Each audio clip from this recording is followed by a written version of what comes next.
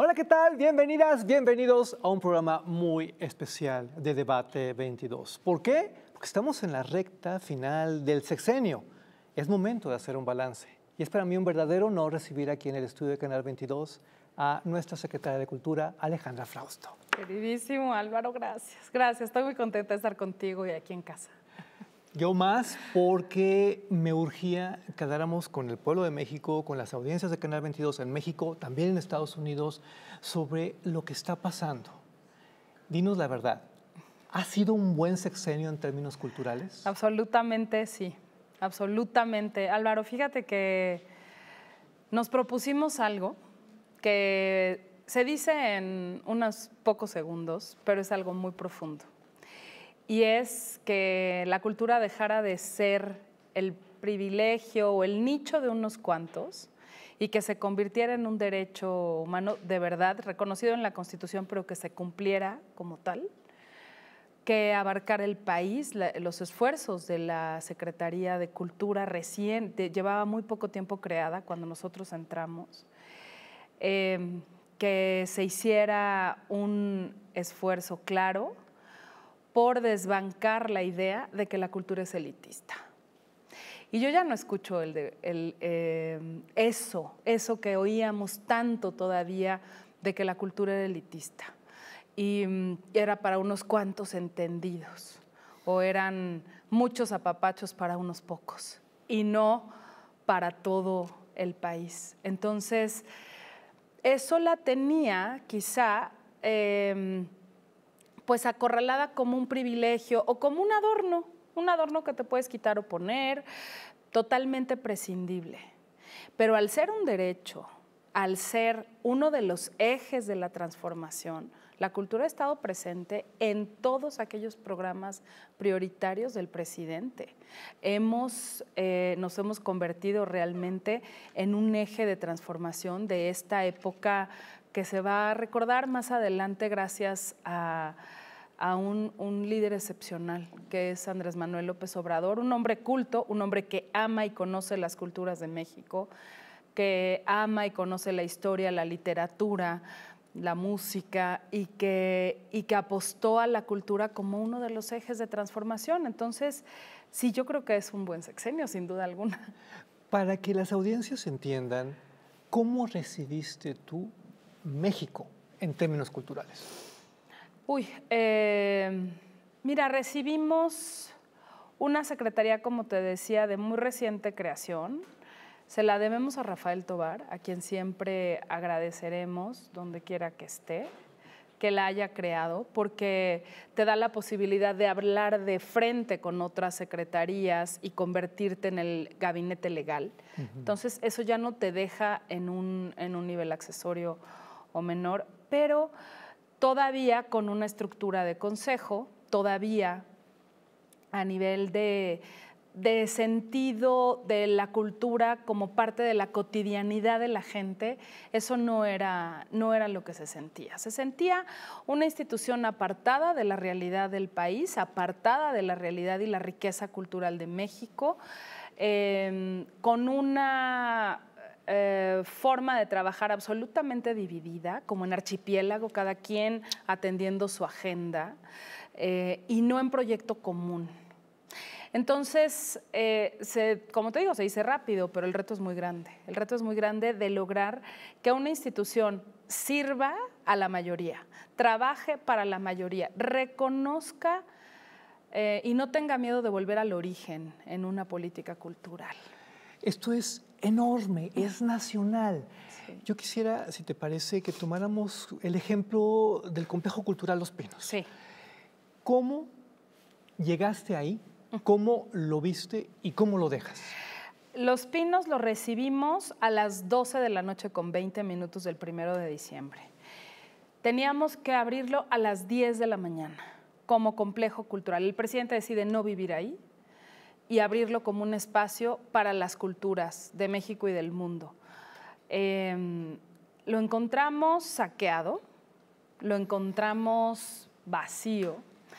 Era un espacio que a la gente le causaba mucha tentación ir a ver cómo vivían los presidentes, pero había que transformarlo en algo que sirviera a las culturas, que sirviera a nuestra riqueza cultural. Y así se ha transformado. Lo hemos convertido en el sitio cultural más visitado del país, con una oferta cultural permanente, exposiciones, teatro, sede de 2 orquestas, sede de semilleros, museo del maíz y la cultura alimentaria, mercado para consumir sin agrotóxicos todos los fines de semana, Milpa Escuela, la Casa Lázaro Cárdenas. Se ha convertido en un lugar de una vitalidad extraordinaria y lo dejamos abierto para siempre, porque hemos situado ahí la primera de las 6 estaciones del cablebús. Ya hay transporte público adentro de Los Pinos, que está muy pronto a inaugurarse. Entonces, nos importaba mucho que lo habitaran muchísimas personas. Lo han visitado más de 13 millones de personas al momento. Pero entonces además, está vivo.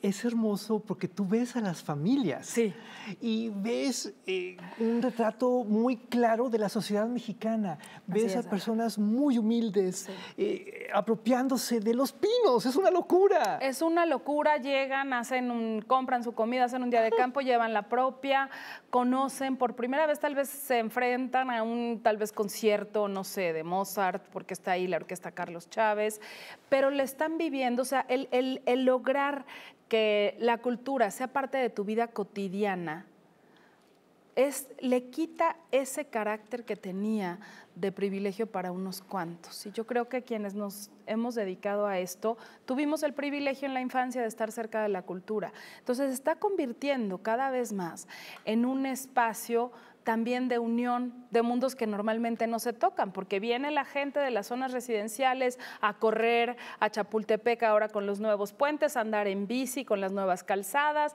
a vivir Chapultepec de otra manera, y se encuentra en esta distinta calidad o cantidad de gente en este lugar en donde normalmente hubiéramos estado separados como sociedad. Si yo vivo en Nuevo León, sí, si yo vivo en Oaxaca, probablemente diga, bueno, ¿y a mí qué? Yo no estoy en Ciudad de México. ¿Por qué Los Pinos tendría que ser relevante? Yo creo que Chapultepec en general es un detonador de procesos culturales en todo el país. Hemos hecho todo este trabajo para que Chapultepec sea un detonante de circuitos culturales y un receptor de la riqueza cultural de todo el país. Es un proyecto que tiene un alcance nacional. Si bien es el bosque cultural más grande del mundo, en donde se viven los derechos ambientales, los derechos culturales, la recreación, el disfrute de la naturaleza, tal vez si vives en la sierra, no sé, mixteca, no te representa tanta necesidad estar en un espacio verde, pero para los niños de la ciudad eso es muy difícil. Antes, pues pasear el fin de semana, desgraciadamente solo eran los centros comerciales, y ahora el espacio público está siendo un espacio para vivir esto y les es propio, y la cantidad de gente que viene de todos los estados a Los Pinos, Álvaro, es impresionante. Nosotros hacemos encuestas todos los fines de semana y hay una cantidad de gente que viene porque quiere conocer lo que les pertenece. Una residencia que por 80 años estuvo cerrada, 17 hectáreas para una familia. Pero es que además, si tú vives en la Sierra Mixteca, sí, tarde o temprano terminas involucrándote con Los Pinos, porque ustedes hacen algo precioso, no lo puedo decir de otra manera. Así como antes le pagabas a una cantante para que viniera desde Austria a Bellas Artes, ahora le pagas a una artesana de la sierra a que venga a Los Pinos. Así es, Álvaro, tú lo has vivido. Original es uno de los proyectos en donde las culturas de México se convierten en los verdaderos soberanos de ese lugar, sí, en los verdaderos soberanos que viven, habitan y muestran la riqueza cultural que son.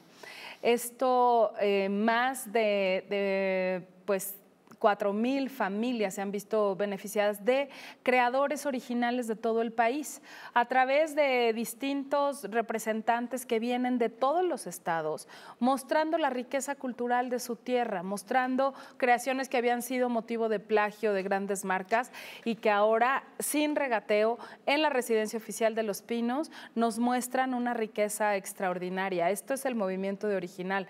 Igual pasa con la cultura alimentaria. Cocineras del norte, de Colima, de Tabasco, de Veracruz, de Oaxaca, de Guerrero, muestran su riqueza culinaria, que es la cocina mexicana, es la primera que se reconoce como Patrimonio Cultural de la Humanidad.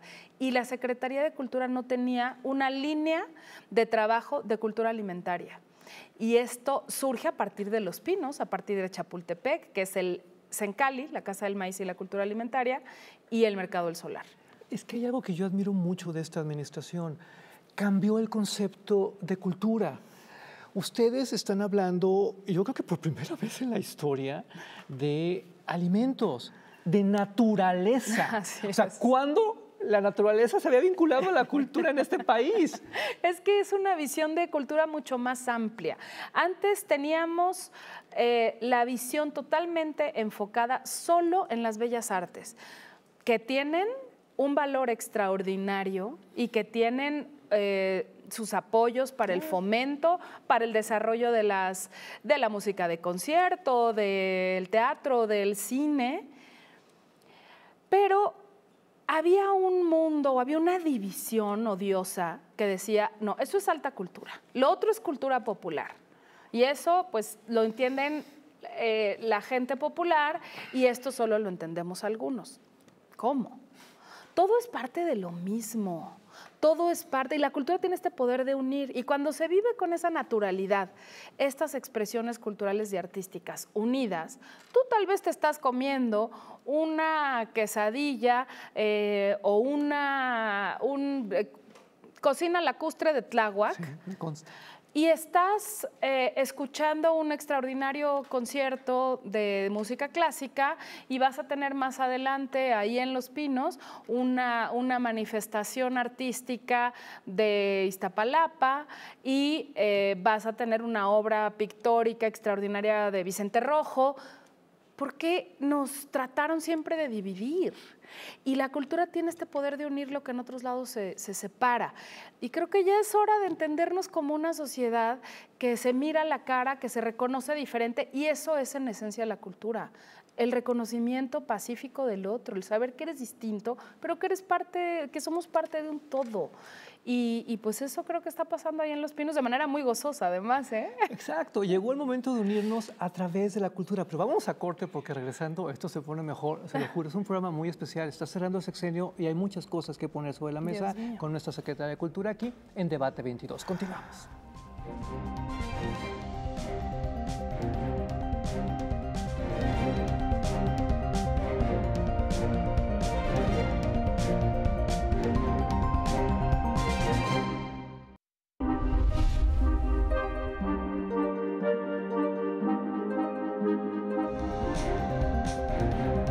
Frente a esas disyuntivas, no debemos olvidar que la verdadera libertad comienza con el respeto a quien piensa distinto a uno. Para conocer es necesario preguntar. Apoyar a las mujeres, apoyar a los grupos vulnerables a través del arte y la cultura es responsabilidad de todos. Cultura y activismo para eliminar la violencia de género. Bien preocupante socialmente, que es el tema del clasismo, del racismo, de la discriminación, y que la única vía es la educación. Debate 22. Temas como la gentrificación, expulsión, la discriminación cultural y los desalojos masivos, pues volvieron a la discusión pública. Aquí está como el reflejo de esta gran ciudad, de este gran pueblo. Son estas cosas las que nos llenan el alma, son actos de justicia. Por si las moscas, vamos a hablar del Festival Internacional por la Diversidad Sexual, que este año cumple su edición número 36, 15 años del Museo Universitario de Arte Contemporáneo, y me acompaña para eso su directora Amanda de la Garza. Vamos a hablar del más reciente libro del escritor Juan Villoro, me refiero a La figura del mundo.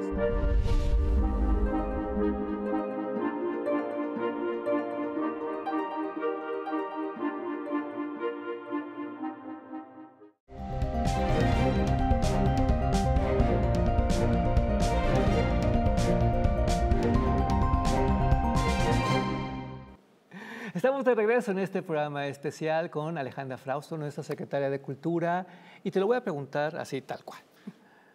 ¿Cuál es tu mayor satisfacción al frente de esta secretaría? Ay, Álvaro, yo creo que sin duda los semilleros creativos, cultura comunitaria. Esto es el esfuerzo más profundo, es la revolución de las conciencias, hecha en el territorio, en aquellos lugares en donde más nos dolía la realidad que recibimos, en donde desataron la violencia, se desató la paz a partir de la cultura. La cultura tiene este poder extraordinario transformador en la niñez y en la juventud. Por favor, expliquemos qué es Semilleros. Los semilleros creativos, imaginen compañías artísticas en donde los niños no son el público, sino los actores principales, los protagonistas de la música, del teatro, del circo, de la literatura, del cine, del radio.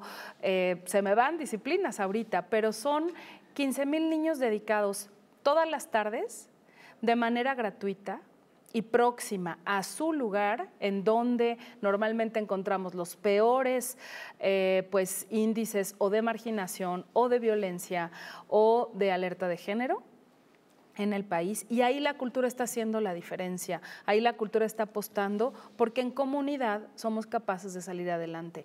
Y la fuerza del arte, de la imaginación, de cómo desarrollas un pensamiento crítico a partir del arte, pues te convierte en una niña, en un niño, en un joven, que no es juzgado por cómo es, por qué tiene, sino lo que puede desarrollar a partir del arte, que es entender al otro, no juzgarlo y crear un mundo diferente. Entonces, tenemos 443 semilleros con más de 15,000 niños en todos los estados de la República, y pues ese es donde está más sembrado mi corazón. ¿Qué te puedo decir? Que no es, me siento muy feliz del desarrollo del trabajo de las semilleristas y los semilleristas. Los maestros son excepcionales. Yo los he visto y son grandes historias de éxito. Son niños, les estás cambiando la vida, punto.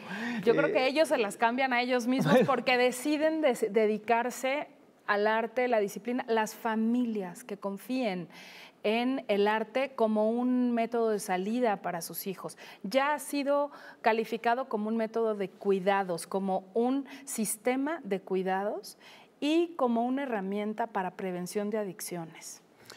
Qué bueno que dices esto de ser calificados, porque se dicen muchas cosas, pero hoy, gracias a esta administración, ¿cómo nos perciben en el extranjero? ¿Qué se dice de México, de nuestra cultura, de nuestra posición cultural en el mundo? Fíjate que tenemos el reconocimiento mundial. La política cultural de este sexenio ha sido reconocida por todos los países del mundo, tanto que fue firmada la declaratoria de Mondiacult. Tuvimos la reunión más importante de ministros de cultura que se ha hecho en los últimos 40 años. México fue sede, convocamos junto con la UNESCO.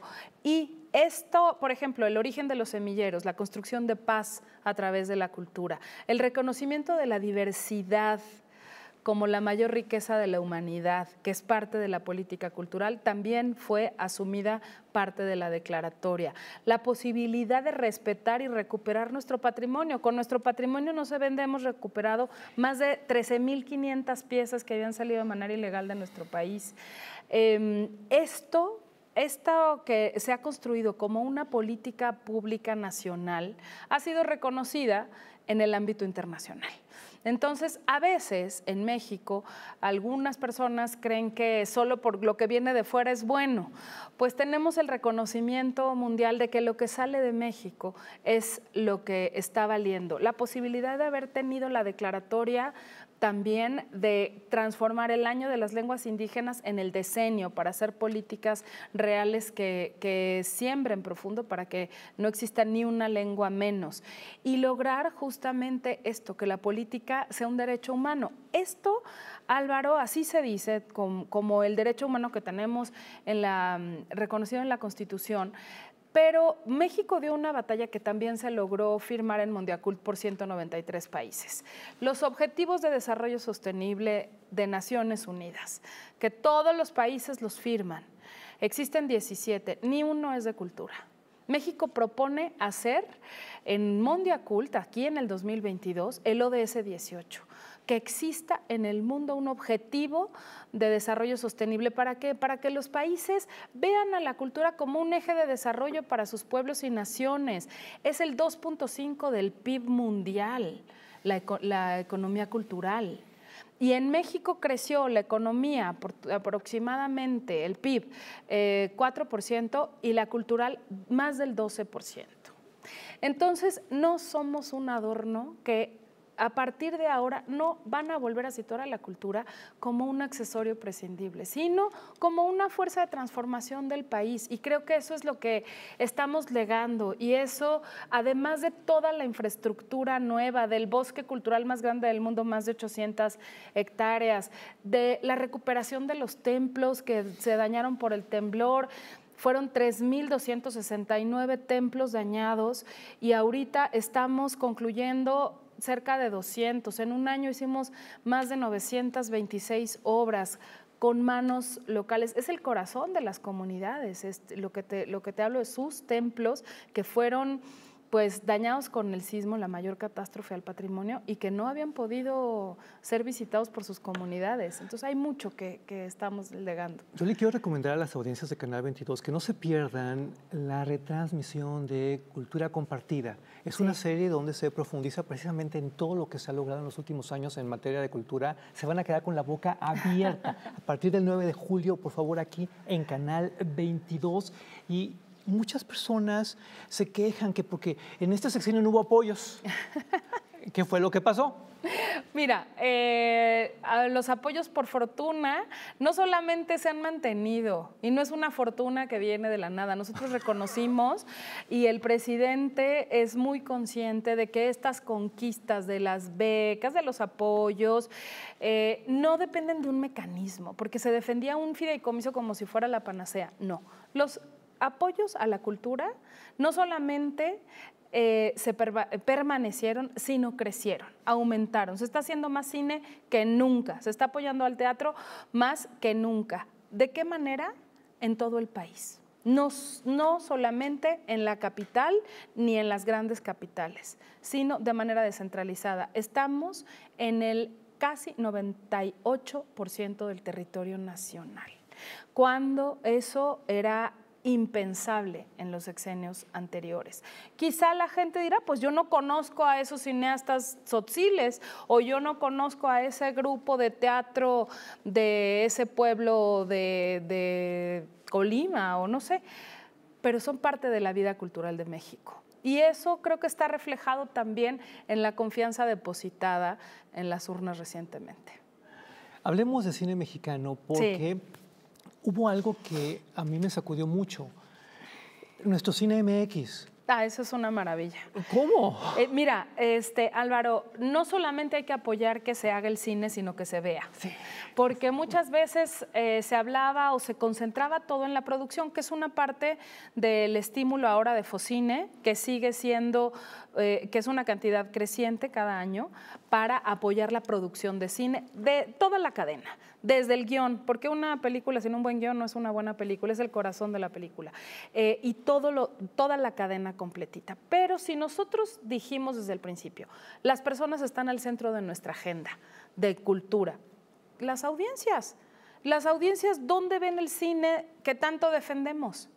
Pues tenemos que generar manera de ver el cine. El canal 22.2 MX, nuestro cine. Recuperar un cine que estaba privatizado en el CENART, que lo tienen aquí cerquitita, que estoy segura que los compañeros de cámaras van al cine aquí, que es la nueva Cineteca de las Artes. Estamos por inaugurar la Cineteca Chapultepec con 8 salas y un cine en medio del bosque al aire libre. Hicimos convenios con todos los estados para extender las cinetecas. En el propio Focine, los cines, por ejemplo, cines independientes de distintos lugares del país que proyectan más del 40% de cine mexicano, pueden tener un apoyo de Focine. Entonces, el cine de México se está viendo. Y no solamente se está viendo, nos están demostrando las taquillas de la Cineteca que es un buen negocio. Entonces, invitamos a los privados que sigan proyectando cine, que proyecten más cine, les va a ir bien. Les va a ir bien con eso y que la gente se reconozca en este enorme espejo que es el cine mexicano, que hemos cosechado en estos casi 6 años, casi 1,400 premios en festivales internacionales desde el cine mexicano. Entonces, es un cine que está muy vital, es, como le llaman algunos, la nueva época de oro del cine. Lo es. Y México es el gran generador de contenidos en español, el mayor. Y estamos, porque aquí sí no podemos dejar de fuera la educación. Estamos creciendo el CCC con el CCC Chapultepec. En la 4ª sección de Chapultepec, junto a la Cineteca, sí, estará la nueva escuela de cine, también la nueva escuela de artes, el Arsenal. Yo amo mucho hacer Debate 22 porque ya no solo estamos haciendo televisión, estamos haciendo un contenido audiovisual que permanece, que se queda. Sí. ¿Cuál podrías decir que es el legado de Alejandra Frausto en la Secretaría de Cultura? Reconocer que la cultura es un derecho humano para todas, para todos, y reconocer la diversidad cultural de México como la mayor riqueza que tenemos. Y eso creo que es lo que hay que cuidar. ¿Querías más? Gracias. Gracias. Porque creo que eso se necesitaba. Y yo podía estar aquí hablando horas y horas porque tú no estás dejando un despacho, estás dejando hectáreas de obras en todo México. Es una locura, insisto. Pero ya sabes cómo son los tiempos en televisión. Gracias por este tiempo tan valioso. Que vivan los medios públicos. Gracias. Que viva la difusión de la cultura a través de todos los medios posibles y que la cultura sea parte de la vida cotidiana de la gente. Así será, así es. Pero yo quisiera que le mandaras un mensaje al pueblo de México a través de la cámara. Tienes 1 minuto, es para ti con mucho amor, con mucho respeto. El pueblo de México es un gigante. Es un gigante consciente de su riqueza cultural y yo les agradezco el amor y la resistencia que han tenido muchos que han preservado las culturas por cientos de años para que no mueran. Y eso es lo que nos hace ver de frente al mundo. Somos una superpotencia cultural, cuidémosla, conozcámosla, viajen por el país, conozcan y reconozcan la riqueza del país en el que viven. Y pues muchas gracias al mejor equipo imaginable que pude haber tenido.